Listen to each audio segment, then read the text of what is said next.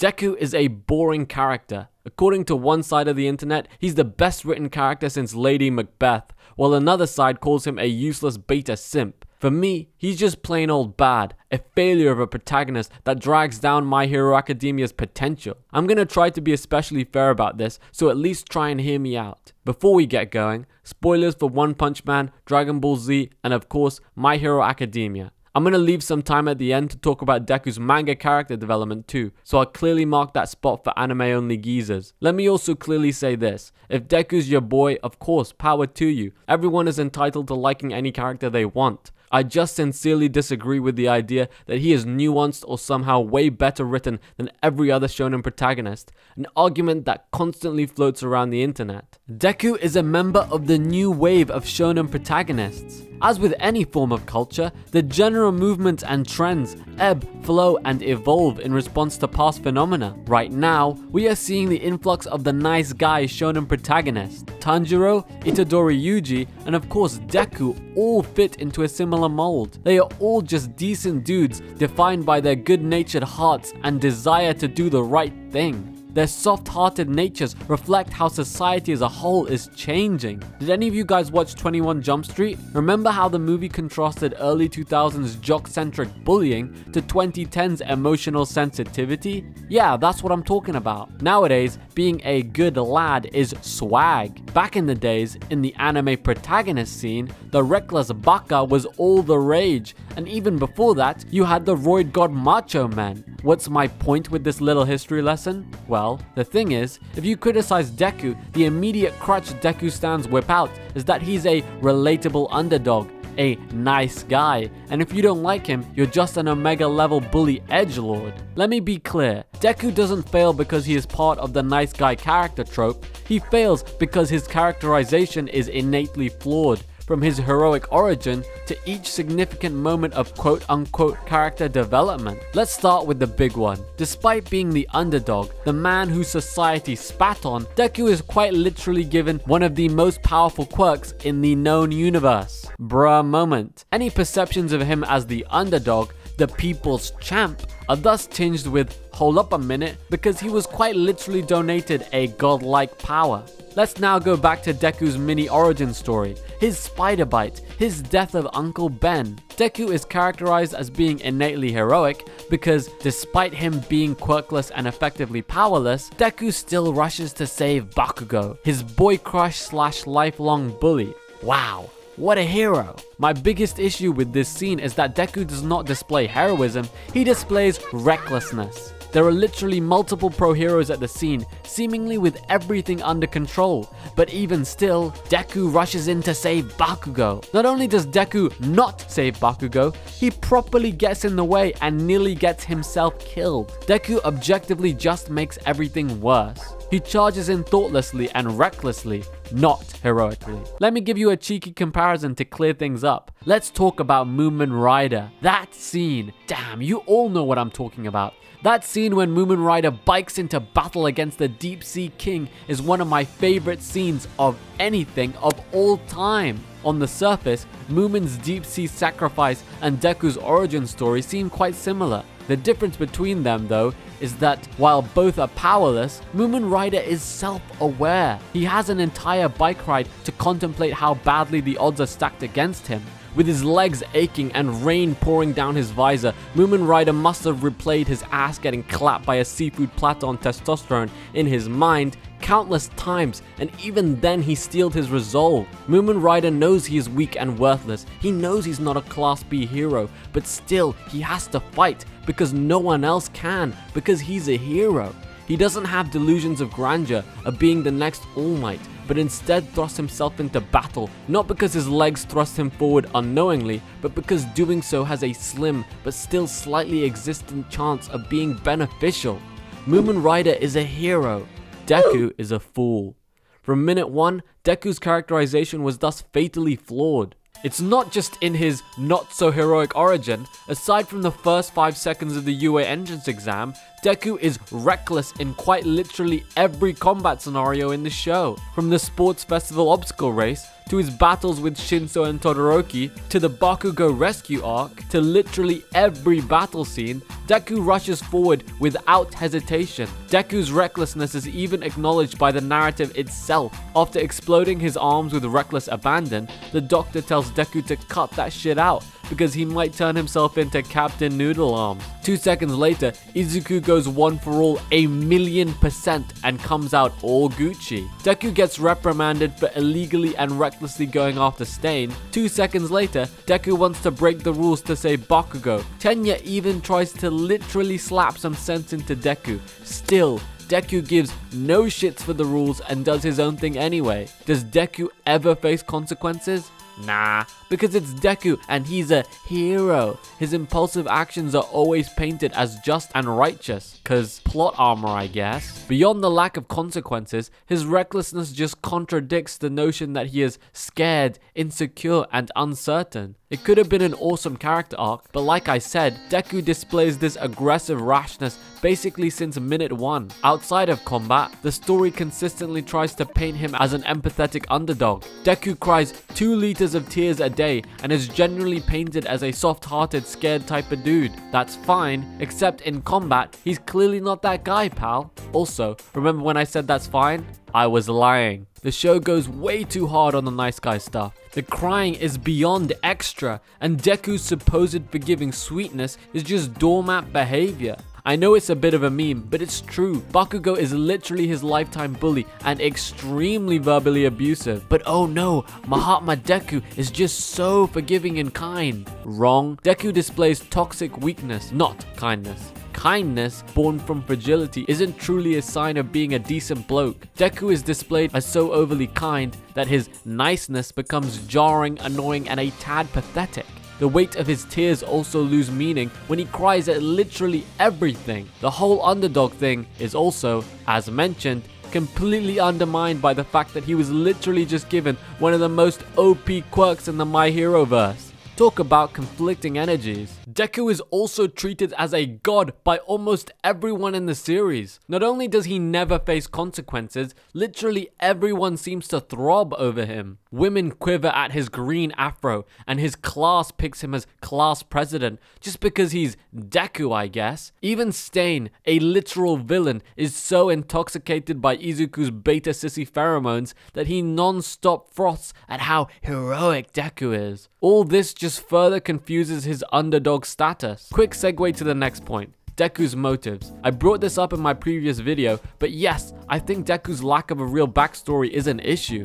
I've heard the argument that his lack of a tragic past makes him more realistic, but to me that's just a cop-out.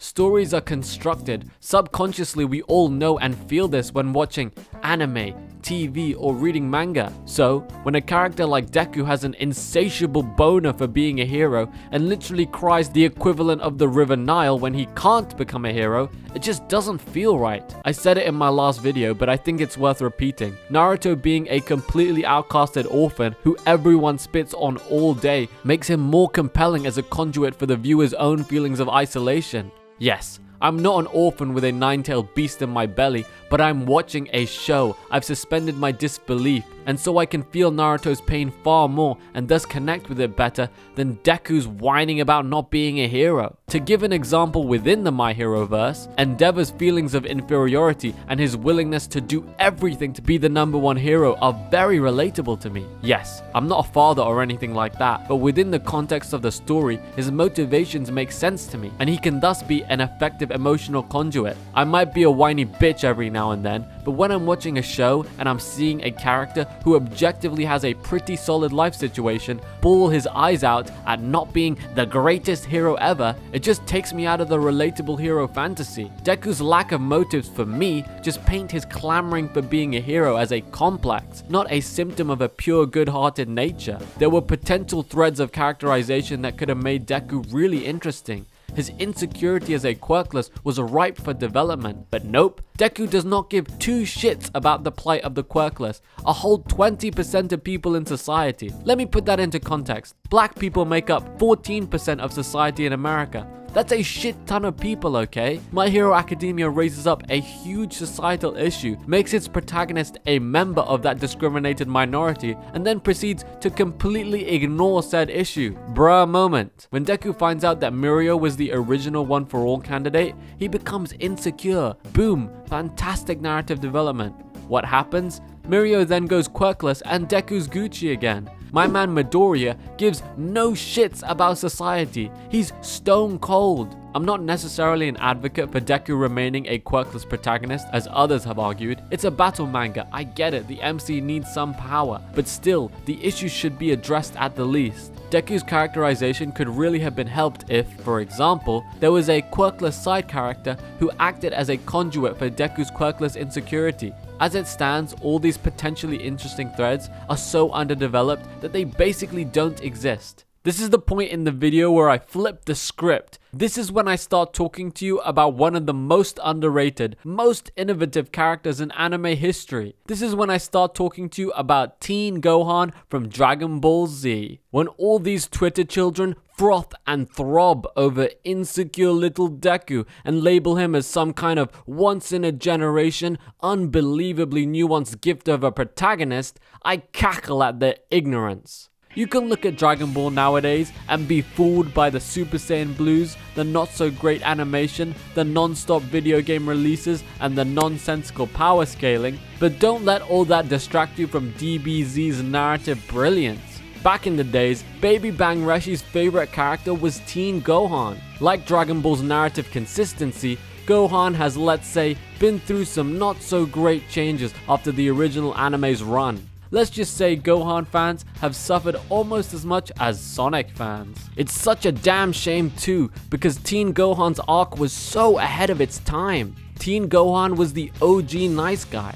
Akira Toriyama, Dragon Ball's creator, had the foresight to understand that Goku, the OG MC, would need to be succeeded post-Frieza arc. By then, Goku would have completed his character arc. He would have nowhere left to grow. So, Gohan, Goku's son, was set up to be his successor, a symbol for the new generation of Dragon Ball fans and of society. All the way back to his introduction in the Saiyan saga, Gohan is shown to be a timid, half-human, half-Saiyan who can unleash an immense hidden power when overcome with emotion. Like Deku, Gohan is a nervous, insecure kid who has to live up to an almightily powerful father figure. Unlike Deku, Gohan's insecurity and fear actually comes out in his battles. The weight of his father's immense strength and heroic legacy seem to occasionally crush Gohan's psyche.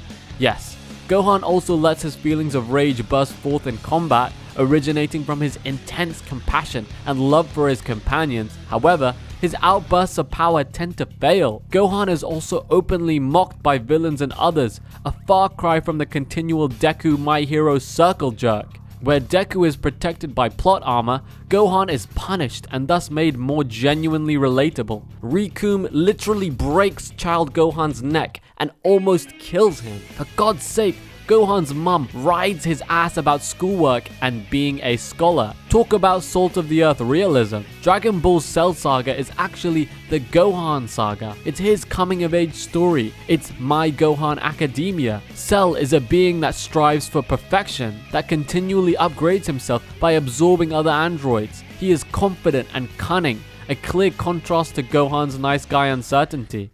Deku and Gohan are similar in so many ways, but in the subtle ways that actually matter, Gohan is just so much more relatable, so much more heroic, so much more meaningful. Both are given a god-tier power and feel the burden to rise up to that expectation. But the key difference in their narrative arcs is so perfectly captured by Goku's iconic lesson to his son Gohan. Power comes in response to a need, not a desire. Gohan unlocks his potential when the universe needs him, when his father dies in front of him and no other fighter can rise to the challenge. Gohan doesn't crave the title of hero or even power at all. In fact, he just wants to live a normal life. Gohan's power draws from how much he cherishes life and his desire to protect it. Gohan cries, but isn't a crybaby. Gohan doesn't desire power or the title of hero, but rises up to save his friends and family. Deku, while trying to capture that same underdog spirit, vitally draws his power from desire. The world wasn't ready for Teen Gohan. Way ahead of the curve, Toriyama made a character that was meant to represent how kind-heartedness could lead to a new generation that was capable of bringing forward the best of two worlds, of humans and of Saiyans, to forge a new kind of power. If Gohan was created today, god damn, the Twitterverse would cream itself with the force of 1,000 suns, and rightly so. Gohan so succinctly represents the potential of this current society with all its insecurity and fear, but a kind-heartedness that was perhaps absent in the unbelievably bloody decades of the past. Editors and popularity polls relegated Gohan to green tracksuits and goofy haircuts, but I'll be damned if I let Deku, the poorly written Gary Stu, take the glory that should have belonged to Gohan. So many times I see threads and comments trying to explain why Deku is such a great character, and sure, on paper what he stands for is great, but when watching the show I just don't feel it.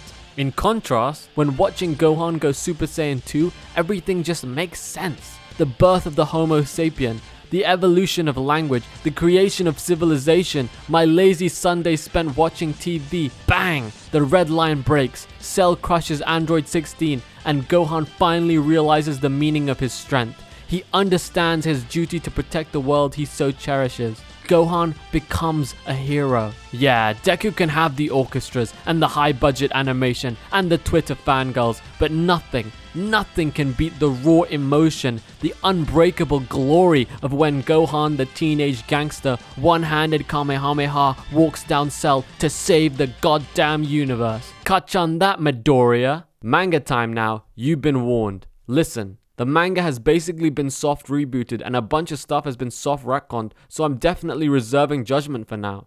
It seems like Horikoshi finally realized that Deku needed some kind of character conflict. While I'm not crazy about the whole edgy hero angst we're seeing at the moment, I'm open to any kind of development as it was sorely needed. Yes, the manga has seen an uptick in quality, and it does seem like Horikoshi understood the hole he had written himself into with UA and Deku, so I hope he keeps improving. Anyway, that's all done, rant over, hope you enjoyed.